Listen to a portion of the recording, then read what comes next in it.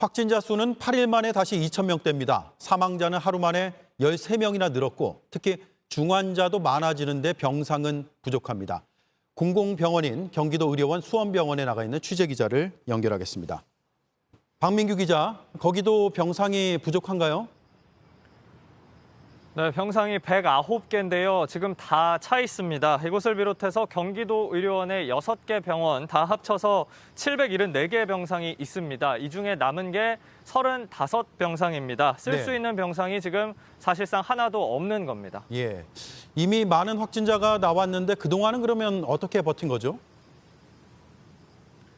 네, 현장에서는 운이 좋아서 지금까지 버틴 거다 이런 말까지 나오고 있습니다. 이 병원만 해도 말씀드린 대로 100개 넘는 병상을 100% 가동하면서 환자가 나가자마자 그만큼 바로 또다시 받고 있습니다. 이게 계속 반복이 되고 있는데 그동안은 그래도 비수도권이 상대적으로 여유가 있어서 환자를 보내기도 했지만 지금은 그럴 수도 없다고 합니다. 네, 매번 확산세가 커질 때마다 병상 부족 문제가 항상 나오는데 왜 고쳐지지 않고 반복되는 거죠?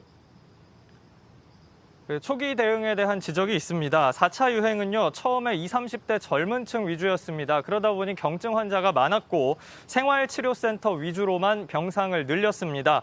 그러다 보니까 상태가 더 나쁜 환자를 위한 병상 마련이 한 발 늦었습니다. 들어보시죠. 경증 환자를 치료하는 생활치료센터를 무한정 늘린다고 해서 되는 문제가 아니거든요.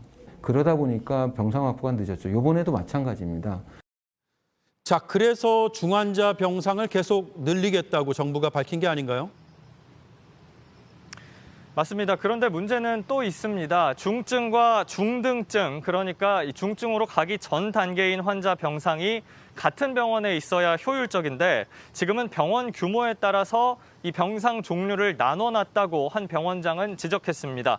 덜 아픈 사람, 더 아픈 사람 빨리빨리 분류해서 옮겨줘야 하는데 이게 늦어진다는 겁니다. 예, 그러니까 단순히 숫자만 늘려서는 부족하다 이 얘기군요.